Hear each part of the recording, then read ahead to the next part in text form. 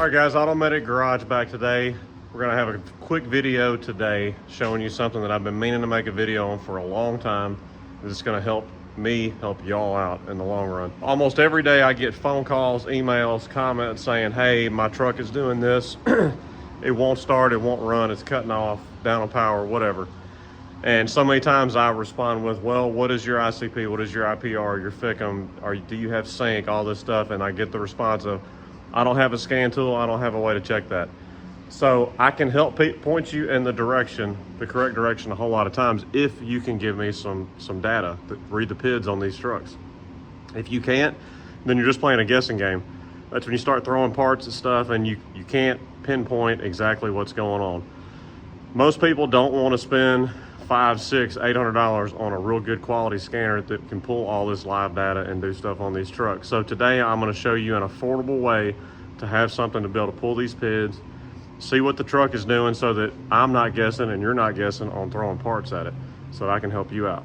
So today what we're going to talk about is this little OBD2 wireless diagnostic plug-in here that you can use on your iPad or your Mac or your iPhone, whatever. And it'll pull live data. It'll get you the information you need to diagnose these trucks. So I'm gonna show you how simple it is to use this. I ordered this off Amazon. I think it was $35, and then I paid $7 for the 4Scan app on my phone. And if you're one of our Patreon members, you're gonna be in the running to get this at the end of the month here. This is gonna be our giveaway for the month. So somebody's gonna get this, and you'll be able to throw it in your glove box, put the app on your phone. You'll always have it with you if you ever have any trouble when you need to diagnose something. I'm gonna order another one for myself also, and this is gonna go in Miss Automedic's excursion. That's what we go on all of our out-of-town trips on, run back and forth to the lake, everything else in, and I'm usually dragging my big tough book with Auto Ingenuity on it. So this is gonna give me something to diagnose that truck if we were ever to have a breakdown. I just hate leaving home without my computer, but this will go in the glove box. I don't have to remember to pack in the truck or nothing. So let's show hooking this thing up and running on this truck here. So this is a 03, but I'm pretty sure this is not the original motor because this is kind of the hybrid motor like the late 04s or the 04s would have. It's got the ICP sensor in the valve cover, but has the old style round pump. What it came in for was a crank no start. So initially, starter sounded terrible. It would engage for about a second. We threw another starter on it, had the same problem, had one on the shelf to try that out first, did the same thing. So the flywheel was ate up on it. So we did a flywheel, we put a 6.4 starter on it. It had a bad oil pressure sending unit up here that was leaking oil and getting the check gauges light on the dash. So we replaced that, did an oil change, had nasty oil in it. D-gas bottle was cracked and had nasty stuff in it. This looks like it had had an oil cooler rupture at some point, and somebody kind of did a half-assed job of getting all the oil out of the coolant system. So it's got a new D-gas bottle on it. We flushed the system, filled it up with the ELC, changed both fuel filters. What else we do? I think that's it. But anyways, truck cranks up, runs fine now, but it has a long start, especially if you let it sit for a little while. It has a long start. We know we have functioning glow plugs. We know we have good fuel pressure. We've already checked all that. So what we have is, I'll show you here on this scanner real quick. So this thing comes with some good instructions. It tells you how to connect it to your phone, what apps you can get here, which 4Scan is not on this list, but it works fine with it. I know a lot of guys use Torque Pro. It's $5, so it's actually $2 cheaper than using the 4Scan. I picked 4Scan because everybody talks about it like it's really the bee's knees, so I went with that one. But all that was simple. Put the app on the phone, and then you're ready to use it. I'm gonna get Lee to video this now for me because I'm on my phone currently that has the app on it, and I'll show y'all hooking this up to the truck. Selecting the PIDs that you want to look at, and then we'll show what this truck in particular is doing with the high pressure oil. All right, so here's our 4Scan app right here. We're going to open that up. I'm going to turn the key on to the truck. Plug into our OBD2 here. Make sure you have a red light. That's the most important part. Now we're going to come back up here to the app. We're going to hit connect. You can see the little dial down here at the bottom is running up.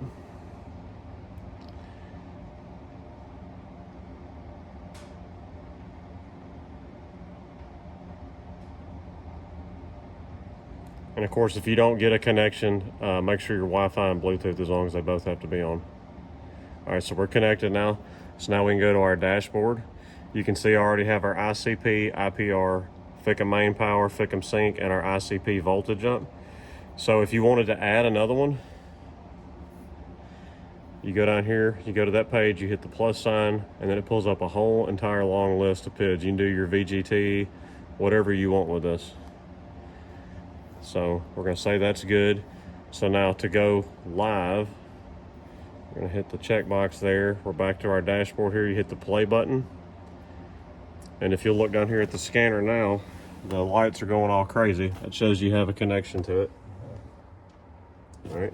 So now I'm gonna crank on the truck, and the truck's gonna start, but if you'll notice, our ICP takes a while to build up.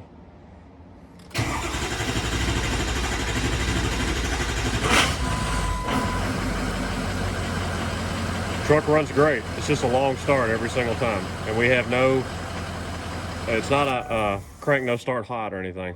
Whoops, that's because I turned the key off. So, turn that off for a minute. All right, we're gonna crank again, and if you'll watch our low pressure oil here, that's the reason we're having a long crank. It should build faster than that.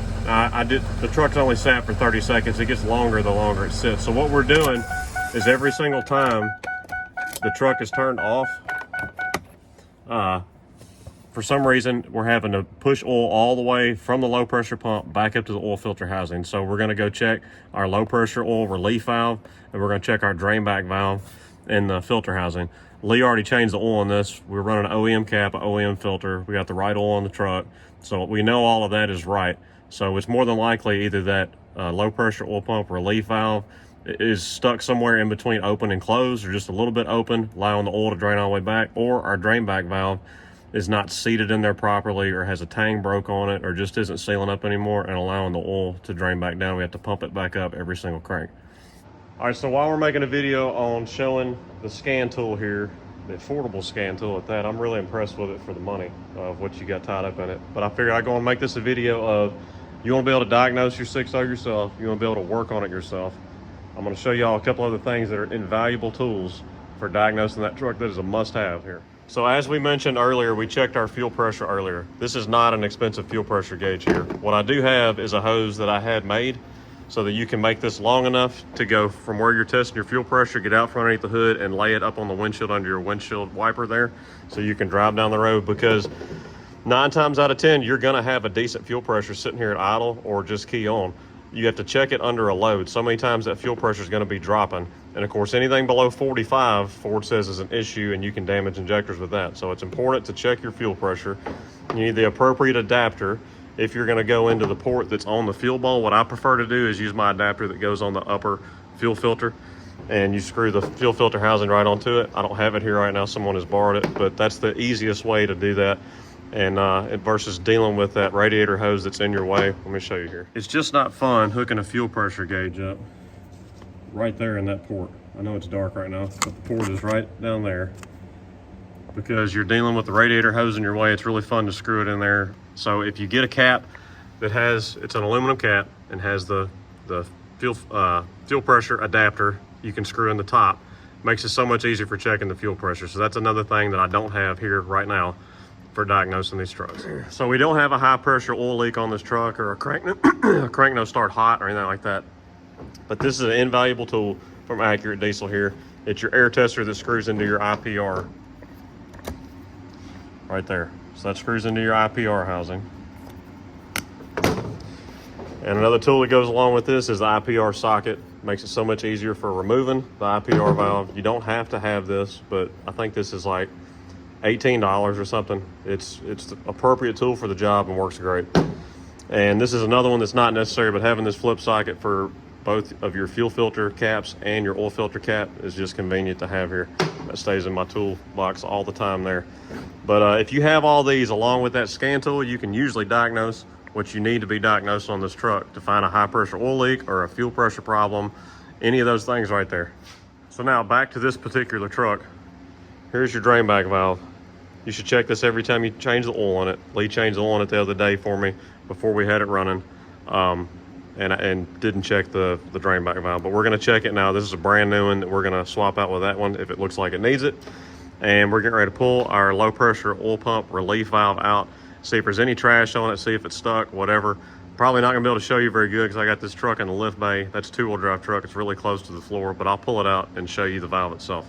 All right, so I pulled our low pressure relief valve out right there. I spray it out with brake clean. I take a very small magnet, stick it up in there and fish it around and see if you get any metal out, because that's one thing that can make that valve stick, and it's another thing that can tell you if you got something coming apart in your motor, such as a lifter or anything else like that, because the metal will get caught up in there a lot of times and get that valve stuck. So here is your 2 portions of your low pressure oil relief valve. This end with the little half moon notches up there at the top goes in towards the pump. Then you have your spring here. And this one was a little hard to pull out. If everything is working like it should, you should be able to stick it. This thing's either gonna slide right out or you're gonna put a magnet up in there and it's gonna slide out very easily with that. I had to pull it several times with the magnet to get it to come out. So I'm gonna spray all this off with brake clean, and then I put a little bit of fresh, nice, clean grease on this, and I slide it right back up in there. All right, so we're using our flip socket now. We're gonna take our oil filter cap off.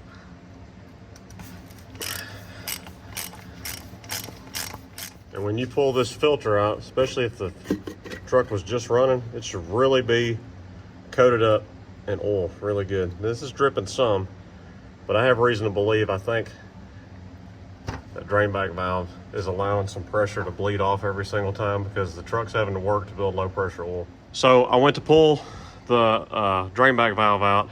If you'll notice on the new one, it's got these 3 tangs that hold it in place. That one has a hair on it there also. Anyways, so that's the new one. So you should have, that should be stuck down in there and not just flopping around. So if you look at this one, try to do this. That one is just flopping around down in here and didn't even have anything holding in. It's actually upside down now, but you can see all the tangs are broke off of that one. So what will happen sometimes, if this is this way and doesn't have the tangs retaining it, it'll actually kind of get cocked in that bottom hole. And this is the part that actually seals up when the filter presses against it. But if this bottom part is not being retained down in that hole, it can get cocked a little bit sideways one way or the other and won't seal up all the way. So then every single time this has the motor cut off, all the oil that's in that reservoir will drain all the way back to the crankcase. So then every time you go to crank the truck up, you're having to fill that housing all the way up before it will send any pressure to the high pressure oil pump to start building high pressure oil. We're gonna hit play again now.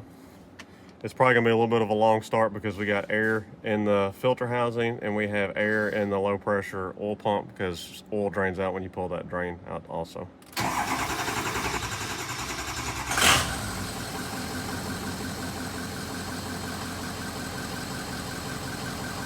So now, that was a normal crank up for that. I'm gonna force a little bit through the system because we probably have some air in there.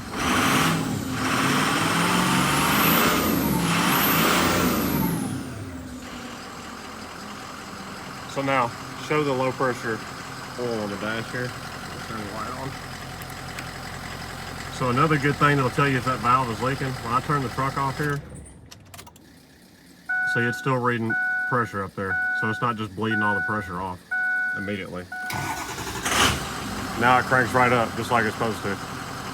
It's not a long crank every time. All right guys, so just a quick video on showing this very inexpensive scan tool that you can use on your phone, your iPad. They make it also with the cord where you can go straight to your computer. You're not having to use your Bluetooth and Wi-Fi and all that.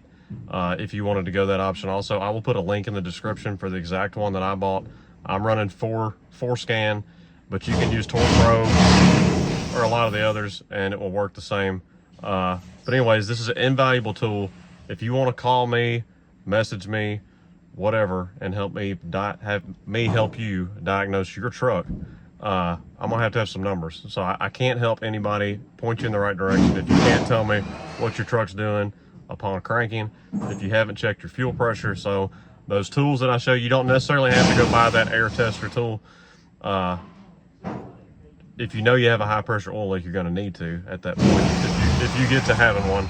But if fuel pressure gauge, all that stuff is you got to have it to diagnose these trucks. And if not, you're guessing, you're throwing parts at it, and you're not going to know what direction to go with it. So this Automatic Garage signing out. If y'all are interested in our monthly giveaway that we do for our Patreon, I'll put the link for our Patreon right here. We're giving away something like this every single month. Last month we gave away 3 of our nice Automatic Garage tumbler cups. So 3 people won last month. This is giving me the giveaway for this month. I'll find a tool or something else for the next month. But anyways, I'm trying to give away stuff that will be useful to y'all, or stuff that you will like if you follow this channel and keep up with us. So this Automatic Garage signing out. Check us out at Facebook, Instagram, and Rumble, and we'll holler at y'all later.